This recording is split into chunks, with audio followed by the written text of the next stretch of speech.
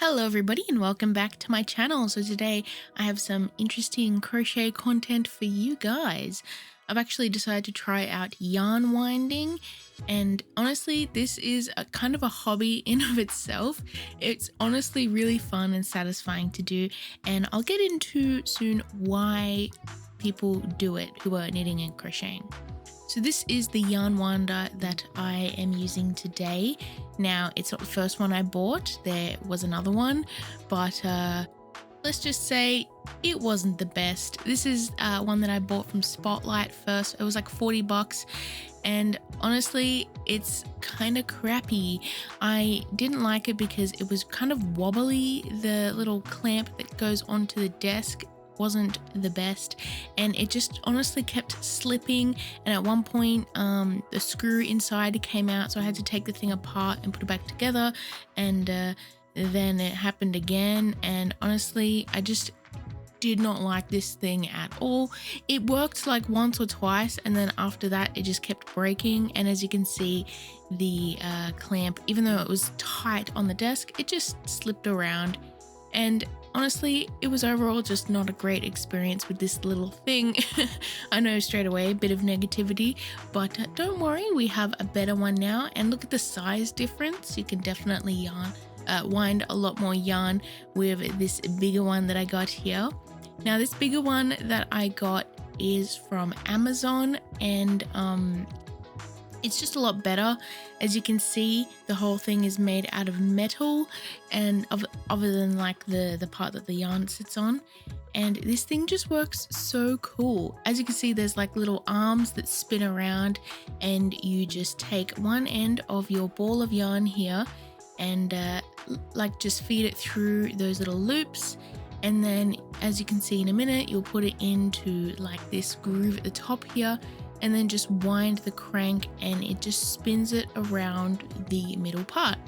And this basically creates a big sort of cake of yarn, and it's sort of like a cylinder shape, so it works a lot better with this little spindle thing that I have, which I'll show later. But also the benefits of using this kind of yarn winder, other than the fact that it's just so satisfying to see it on there. Look at it go.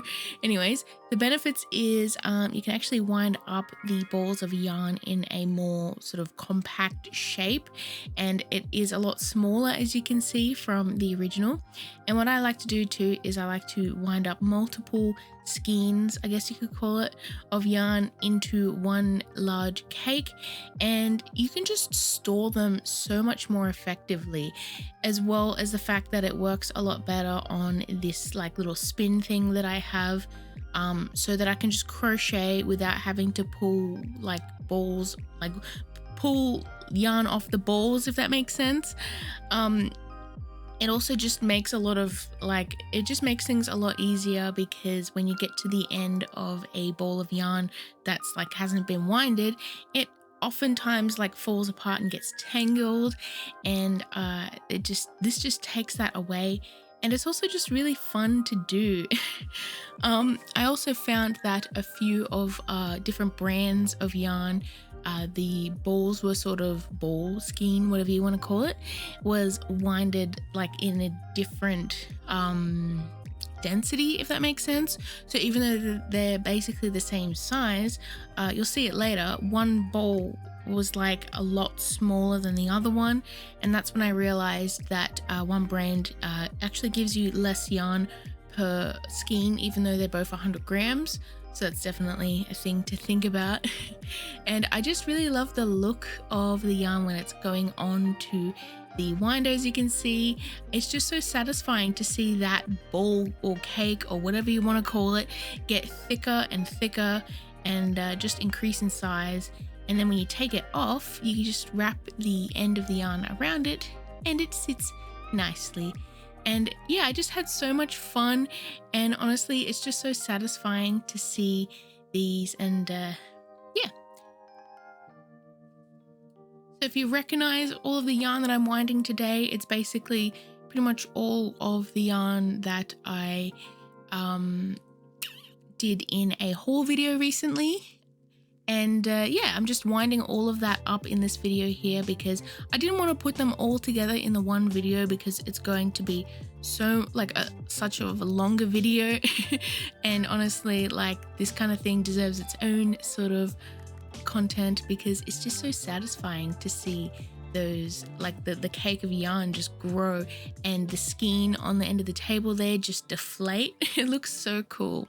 Anyways, so here is all of my yarn winded up, and just see how much better it like stores, and it's just so much more organized as well. And some people like to also keep the wrappers from the yarn so they know which yarn you have, especially for like dye lots and stuff. So if you're interested in that, make sure you like, you know, keep them safe somewhere.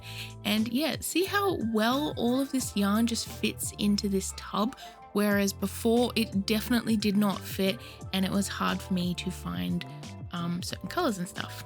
So anyways, next part of the video, because it's not ended yet, I wanted to make a plushie and amigurumi, I don't know how to say it, but there's a certain word, I'm gonna put it on the screen, and people who crochet call plushies that. I'm not sure why, I might have to look it up, but yeah, I made this one previously, and this is actually the first thing I crocheted, and it's so cute, and I wanted to make her a little raccoon boyfriend, so this is gonna be really fun. I got a bunch of grey yarn, as you can see here. There's a dark grey, a light grey, a black, and a white, and I'm using a small crochet hook. I actually got it here. It is 3.125 millimeters, or for the Americans, I think it's D/3. I don't know what that means, but you guys probably do if you're used to that sort of system with the crochet hooks. But anyways, that's the size of crochet hook I'm using today. And I'm just going to basically freehand crochet a little raccoon buddy for my little fox plushie here. And I decided on a raccoon because I just think they're so cute, and I love their stripy tails and their little faces and like the little mask pattern that they have on their face. I thought that would be really fun to try and make with crochet. Now, I'm not actually using any patterns today. I'm just basically basing it off memory from when I made the fox, but obviously changed some things to make it a raccoon. And I'm just basically doing some color changes here to start off the patterns for the raccoon's face. I'm just sort of increasing it to try and make a round shape for the head at the moment. And if you're interested in the yarn that I'm using today, it's a 4 Seasons Marvel brand that I got from Spotlight in Australia.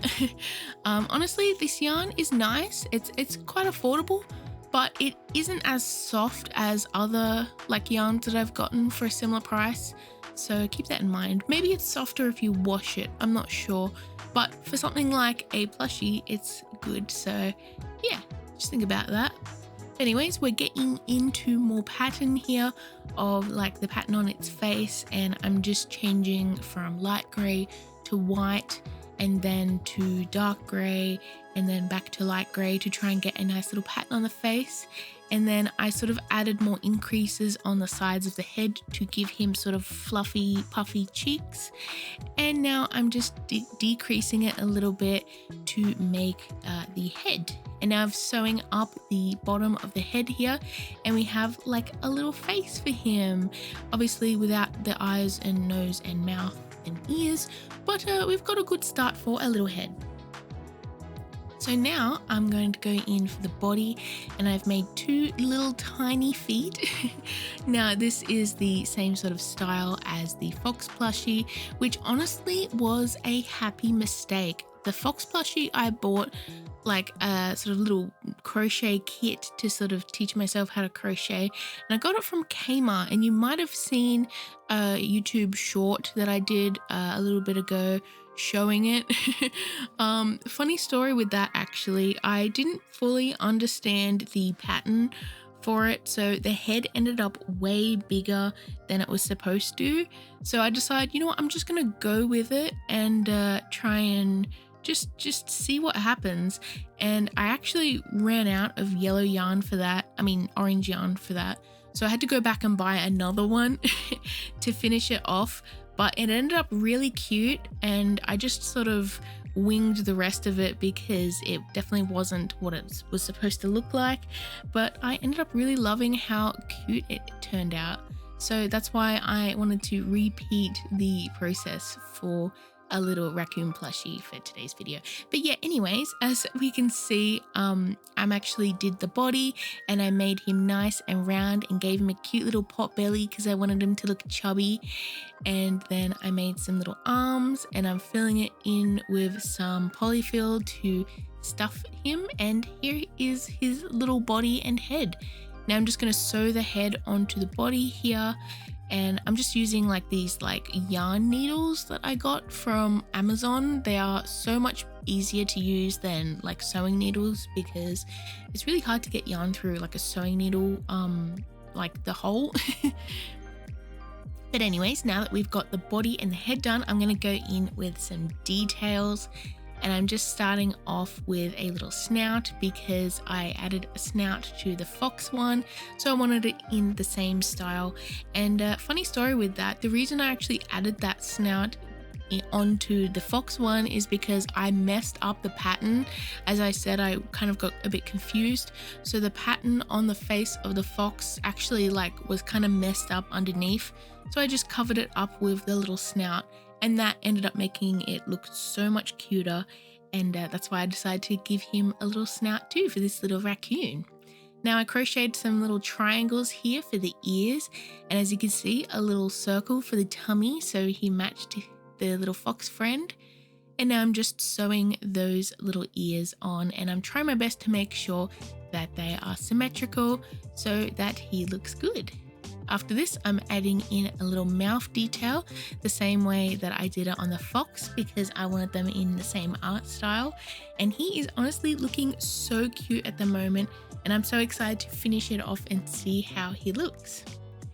So next off, I'm going to make a tail for him, and I really wanted to make his tail really floofy and puffy and big because he has like very chibi kind of proportions, and I wanted to add a lot of detail and cuteness to that tail, and also make it so he could stand up on the tail as well because the fox can stand up, so I wanted to make sure the raccoon could.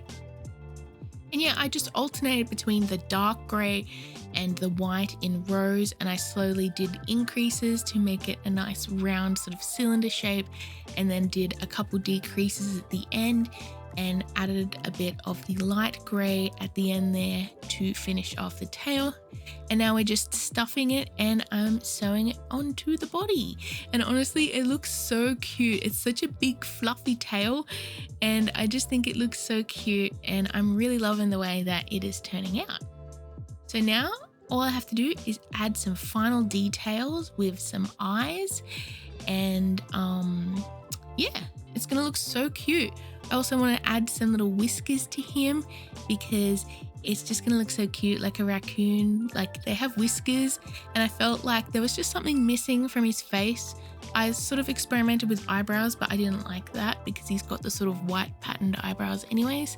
But I think the whiskers do it for me and make him just look so cute with these little whiskers as if it's like a little mustache. So here's the final results for the little raccoon plushie, and honestly, he just looks so adorable and chunky, and his big fluffy tail is so cute. And honestly, I really love this art style for crochet plushies or amigurumi.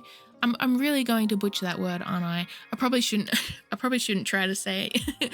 But yeah, he looks so cute, and I made him to be a little boyfriend for my little fox plushie here. So look at them, they're happy together, and it is so cute. Now, he's a bit taller, but I think that's okay. We all love a short queen and a tall king, and the opposite way too, if that fits. Anyway, so here is the final results, and I hope you love it. Thank you so much for watching. I hope you like this video. Please hit that like and subscribe to follow me in the future, and have a wonderful day, and I shall see you in my next video. Bye everyone.